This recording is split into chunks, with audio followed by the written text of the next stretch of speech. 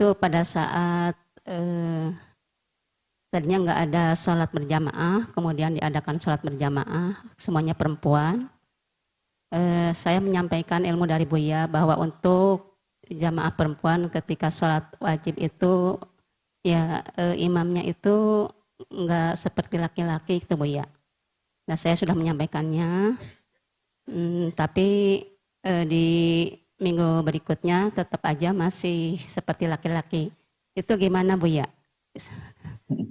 Sekian Buya. Masya Allah. Assalamualaikum warahmatullahi wabarakatuh. Assalamualaikum warahmatullahi wabarakatuh. Sholatnya tetap sah kan, tapi itulah permasalahan sebagian dari kita ini, ilmunya tidak diambil dari guru, tapi hanya dari katanya. Dan itu juga mengherankan, bahkan mungkin di sebuah tempat atau pondok pesantren yang besar sekalipun, yang katanya diajarkan di situ tentang fikih dan lain sebagainya, bisa jadi terjadi seperti itu. Ya, permasalahan adalah tidak membiasakan mengamalkan dari apa yang dibaca atas dasar ilmu. Kalau bicara tentang sah, sholatnya tetap sah. Tapi keutamaannya kan tidak begitu. Sebab dikatakan imamatuhunna wastahunna. Imam perempuan di tengah-tengah hanya maju sedikit. Ini adalah memang yang kadang ya perlu kita jerentrehkan. Tentunya tidak harus pakai keras-keras caci maki olah-olahan, tidak. Cobalah wahai para ustadz, ustadzah, dilihat di kitab-kitab fikih kita tentang sholat berjamaah, tentang perempuan, bagaimana imamnya. Nah inilah.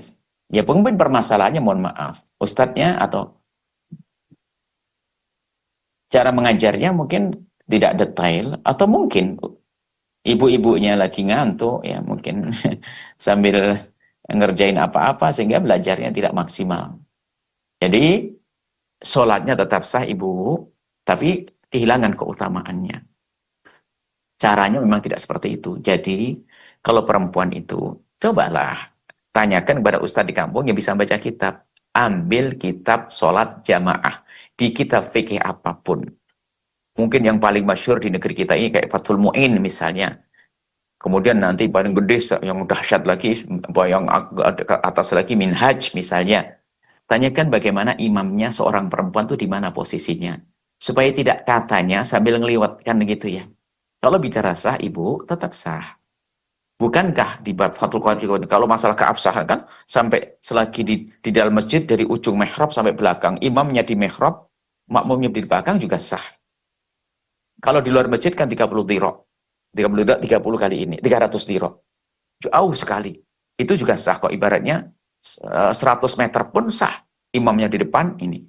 Makmumnya di belakang, jaraknya 100, tetap sah. Tapi kan kehilangan keutamaan fadilahnya berjamaah.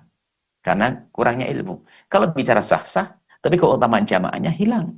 Tinggal kita belajar setelah ini. Mungkin bicaranya halus, mungkin begini ibu, tolonglah buka bukunya. Mungkin saya bodoh, atau mungkin saya yang salah. Cuman katanya ada kitabnya, kok begitu itu, gitu aja. Anjur saja, mungkin di ustadz yang ngerti Fathul Mu'in, ngerti Minhaj dan sebagainya, suruh baca. Karena banyak kebiasaan dari kita itu membaca kitab hanya di meja diskusi. Tidak mencoba mengamalkan satu demi satu dari ilmu yang didapatkannya. Nah, kalau seperti itu contohnya banyak. Bahkan kita masuk sebuah pondok yang katanya pondok fikih di dalamnya, kasusnya semacam itu. Sehingga di saat kita coba ngobrol sedikit dengan putranya, dengan anak kiai tersebut, ya kaget juga, iya sih, kenapa kok bisa begini? Ya, seharusnya saya yang bertanya, kenapa bisa begitu?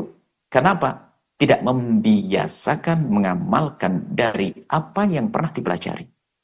Sehingga sholat berjamaahnya hanya cara katanya, kira-kira.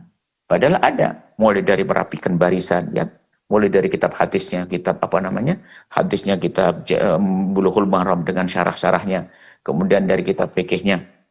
Tadi ada membuat barisan, merapatkan barisan, semuanya sudah ada. Cuman permasalahannya adalah, ada sebagian dari kita ini tidak biasa mendengar ilmu lalu mengamalkannya.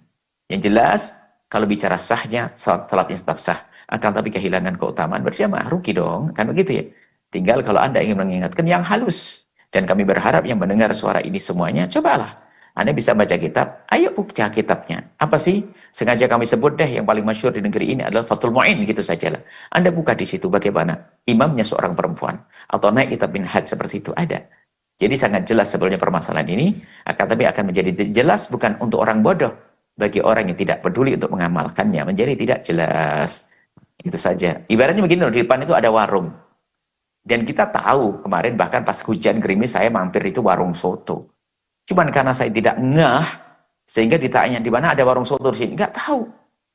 Nggak tahu ada warung soto, padahal kita kemarin ada di situ. Sebenarnya kita tahu. Cuman karena kita waktu melewati itu tidak ada maksud, tidak punya tujuan untuk warung soto, sehingga saya tidak sadar kalau saya di warung soto.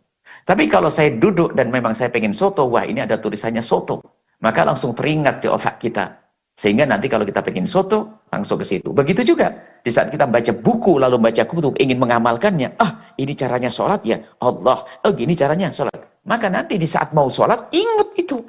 Cuman kalau bacanya hanya hatamannya saja, tujuannya hanya nyembelih kambing di ujungnya sana, ya ilmunya hanya sekedar di bacaan saja, itu saja. Wallahu a'lam bissawab.